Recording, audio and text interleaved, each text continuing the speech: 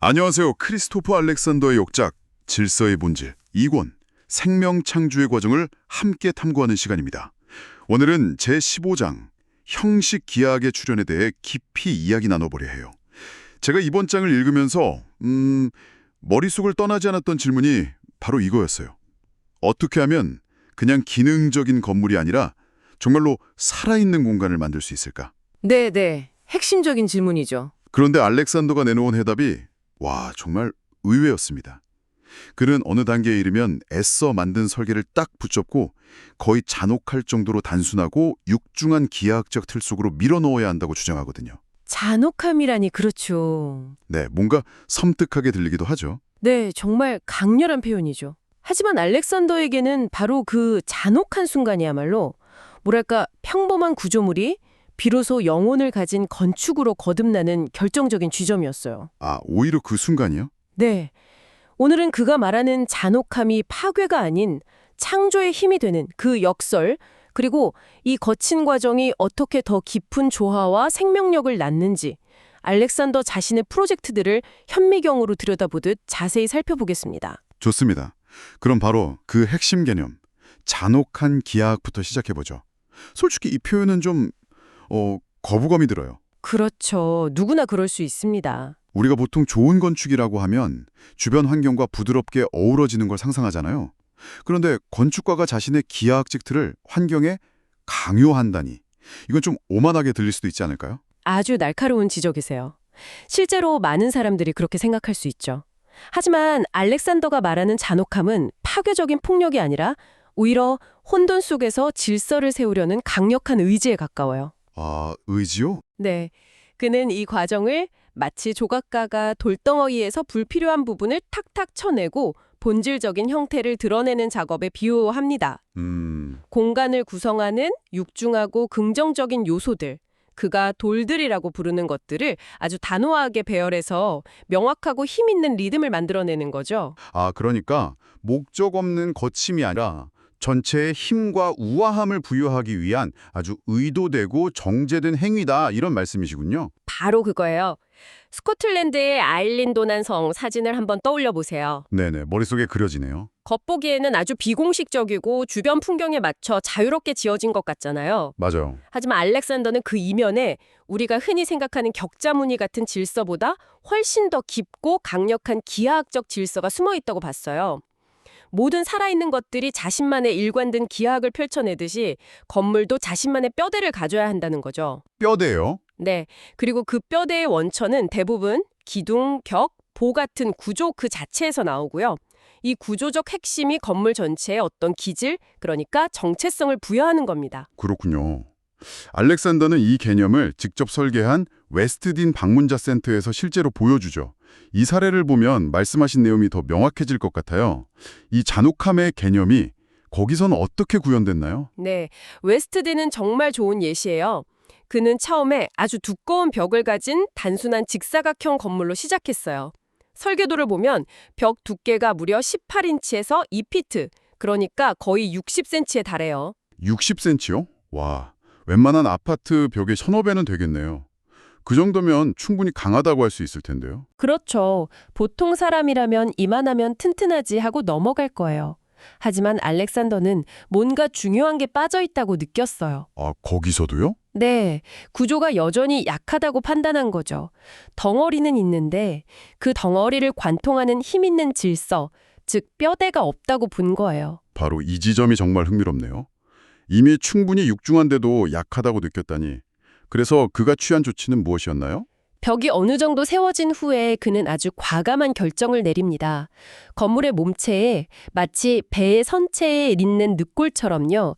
일련의 거대한 가로축 벽대를 추가하기로 한 거예요. 아, 그리고 이 두꺼운 벽들을 아치로 시원하게 뚫어버렸죠. 그 자신이 이 과정을 거의 잔혹한 노력이라고 묘사했는데 바로 이 행위가 건물에 전에 없던 질서와 장엄함을 부여했습니다. 상상이 되네요. 단순히 공간을 나누는 벽이 아니라 건물 전체를 지탱하는 거대한 구조적 리듬을 만들어낸 거군요. 정확해요. 기능적으로는 사실 필요 없을 수도 있는 구조물이었지만 이 잔혹한 개입을 통해서 건물의 뼈대 자체가 아름다운 존재가 되는 거죠. 핵심은 바로 이 깨달음이에요. 구조는 기능을 숨기기 위한 것이 아니라 그 자체로 드러나고 아름다워야 한다는 것. 이것이 바로 건물이 생명력을 얻는 시작점이라는 겁니다. 이 이야기는 정말 흥미로운 역설로 이어져요.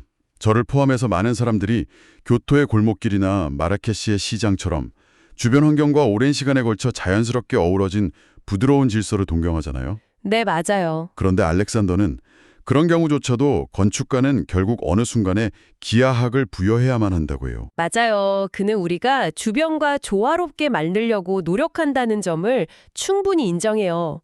하지만 그 과정에서 반드시 피할 수 없는 진실의 순간이 온다고 말하죠. 진실의 순간이요? 네, 바로 그 순간에 건물에 부여되는 기하학은 주변 환경의 논리에서 오는 게 아니라는 거예요. 주변 환경이 아니라면 그럼 어디서 온다는 거죠? 바로 건물 그 자체, 내적 기하학적 일관성에 대한 필요에서 비롯된다는 겁니다.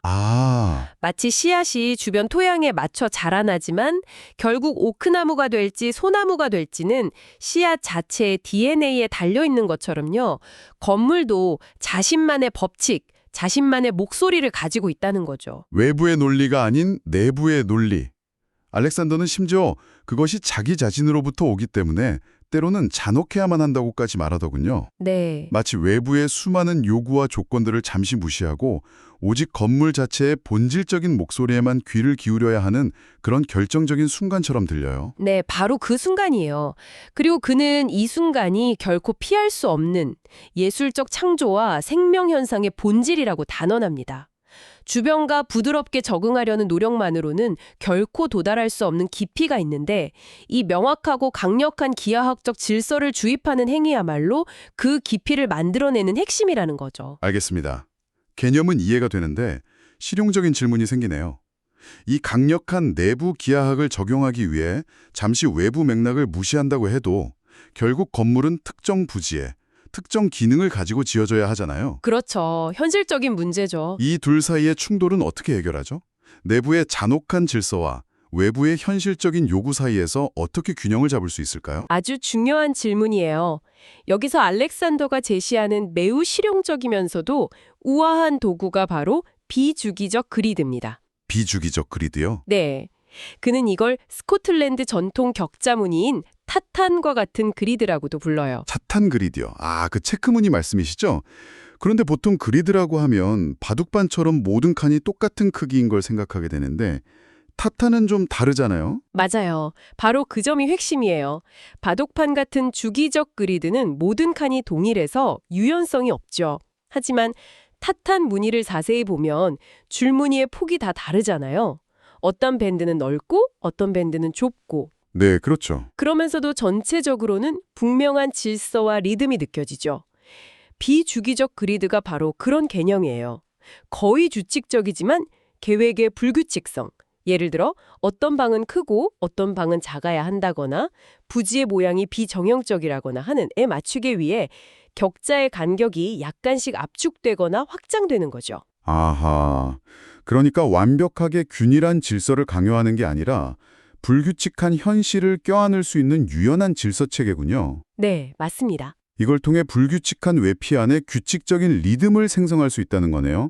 이게 바로 그 잔혹한 내적 질서와 현실적인 필요 사이의 다리가 되어주는 거고요. 완벽하게 이해하셨어요. 이것이 바로 알렉산더의 방법론이 가진 실용성이자 아름다움입니다. 그럼 이 비주기적 그리드가 실제로 어떻게 작동하는지 구체적인 사례를 통해 살펴보죠. 오스트리아의 린치 카페가 작은 예시로 나오던데요. 이게 거대한 빌딩이 아니라 우리가 일상에서 마주칠 법한 작은 공간, 예를 들어 카페 같은 곳에서는 어떻게 구현될 수 있었을까요? 내부에는 주방, 바, 여러 개의 테이블 공간 등 다양한 크기와 기능의 공간들이 복잡하게 얽혀 있었어요. 만약 여기에 단순한 격자 기둥을 세웠다면 어떤 공간은 기둥 때문에 애매하게 잘리고 어떤 공간은 너무 횡했을 거예요. 그렇죠. 현실의 공간 배치를 무시하고 그리드만 강요할 수는 없으니까요. 그래서 알렉산더는 먼저 필요한 공간들을 자유롭게 배치하는 것부터 시작했어요. 그리고 나서 이 공간들을 가장 자연스럽게 아우를 수 있는 가장 단순한 그리드는 무엇일까라고 질문한 거죠. 아, 질문을 던졌군요. 네, 그의 스케치를 보면 그 결과로 나온 그리드의 선 간격이 가로 세로 모두 달라요. 어떤 간격은 넓고 다른 간격은 좁죠.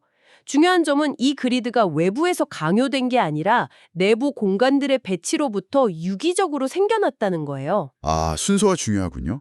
공간을 그리드에 끼워 맞추는 게 아니라 공간의 논리에서 그리드를 추출해내는 거네요. 맞아요. 공간이 먼저고 그 공간에 맞는 가장 단순하고 강력한 구조적 리듬을 찾아낸 거죠. 그럼 훨씬 더 큰 규모에서는 어땠을까요? 삿포로에 지른 10층짜리 빌딩 사례도 나오잖아요. 네, 삿포로의 이신빌딩은 정말 극적인 예시죠. 10층짜리 건물인데 가장 큰 도전 과제는 각 층의 평면이 모두 달랐다는 점이었어요. 모든 층이요? 네, 1층은 상점, 다른 층은 사무실, 또 다른 층은 주거 공간 이런 식이었죠. 10층 건물의 모든 층이 다르다니 상상만 해도 혼란스럽네요. 보통은 효율성을 위해 평면을 통일하지 않나요? 그렇죠. 그런 혼돈 속에서 이 비주기적 그리드라는 단 하나의 질서가 어떻게 모든 걸 조화롭게 만들 수 있었죠? 바로 그게 이 프로젝트의 핵심이었어요. 알렉산더는 10개 층 전체를 수직으로 관통하는 20개의 거대한 기둥 묶음 시스템을 설계했습니다. 20개의 기둥이요? 네, 이 20개 기둥의 위치가 바로 비주기적 그리드에 따라 결정된 거예요. 이 기둥들은 건물에 변치 않는 척추 역할을 했죠. 각 층의 설계자들은 이 20개의 기둥 위치만 존중한다면 그 안에서 벽을 세우고 공간을 나누는 것은 완전히 자유롭게 할 수 있었어요. 와, 정말 영리한 방법이네요. 마치 거대한 직조틀에 날실, 그러니까 세로실을 먼저 팽팽하게 걸어두고 각 층이라는 시실, 가로실은 저마다 바른 색과 무늬로 자유롭게 짜놓을 수 있게 한 거군요. 와, 완벽한 비유예요.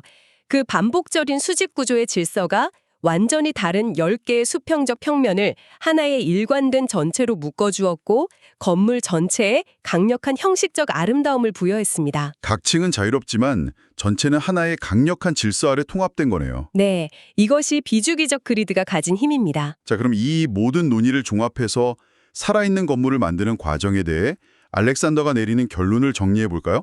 그가 명확한 순서로 요약해주고 있죠? 네, 그는 이 복잡한 과정을 3단계의 명확한 순서로 제시합니다.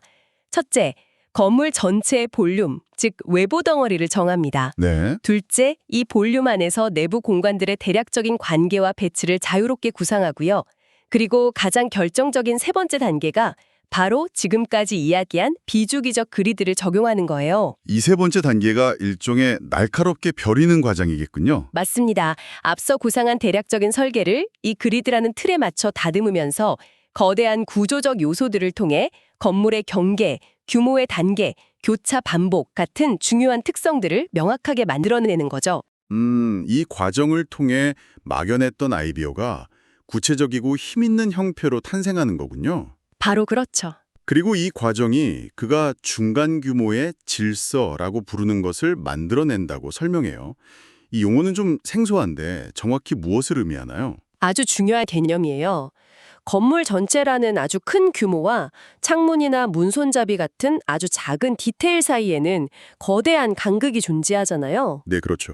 중간 규모의 질서란 말 그대로 그 사이를 채우는 것들이에요. 예를 들면 방, 기둥과 기둥 사이의 공간인 베이, 건물의 특정 구획 같은 것들이죠. 아, 뭔지 알 것 같아요. 같은 어떤 건물에 들어갔을 때 전체적으로는 멋진데 뭔가 허전하거나 반대로 디테일은 정말 예쁜데 전체적으로는 어수선한 느낌이 들 때가 있잖아요. 맞아요. 어쩌면 그 중간을 채워주는 무언가가 없어서 그랬던 걸 수도 있겠네요. 바로 그거예요. 알렉산더는 이 통찰이 동료 건축가인 잉그리드 킹에게서 비롯되었다고 밝히는데요. 바로 이 중간 크기 단위들의 아름다운 패턴이야말로 건물 전체에 기하학적 질서와 생명력을 부여하는 가장 강력한 요소라고 강조합니다. 이 중간 규모의 질서가 튼튼하게 자리 잡혀 있을 때 비로소 건물은 큰 규모와 작은 규모가 조화롭게 연결된 살아있는 전체가 될 수 있다는 거죠. 오늘 우리는 정말 강력하면서도 역설적인 아이디어를 탐구했네요.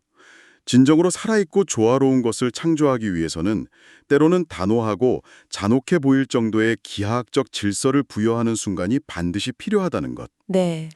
단순히 외부 환경에 순응하는 것을 넘어 대성의 영혼을 불어넣는 내적 일관성을 만드는 과정에 대한 이야기였습니다. 그렇습니다. 그리고 비주기적 그리드는 그 과정에서 내적 규칙성과 외적 필요 사이의 균형을 맞추는 매우 실용적인 도구였고요. 알렉산더는 이 과정이 단지 건축에만 국한되는 것이 아니라 사물의 가치 있는 내장, 즉 핵심적인 본질을 만들어내는 보편적인 과정이라고 믿었어요. 바로 그 점이 청취자 여러분께서 한번 생각해 보셨으면 하는 마지막 질문입니다. 알렉산더는 결정적이고 때로는 잔혹해 보이는 질서 부여 행위를 통해 사물의 가치 있는 내장을 만들어내는 이 과정이 건축을 훨씬 넘어선다고 말합니다. 네. 여러분의 삶에서 혹은 여러분이 하고 있는 일에서 이 아이디어를 어떻게 적용해 볼 수 있을까요? 복잡한 프로젝트를 진행할 때 수많은 아이디어들 속에서 핵심을 꿰뚫는 단 하나의 구조를 세우는 순간이 필요하지는 않나요? 혹은 훌륭한 팀을 만들기 위해 개개인의 자유를 존중하면서도 팀 전체를 하나로 묶어주는 강력한 핵심 원칙을 부여해야 하는 순간은 없을까요? 진정으로 살아있는 형태를 찾기 위해 바로 그 잔혹한 명료함이 필요한 것은 무엇인지 한번 생각해 보시면 좋겠습니다.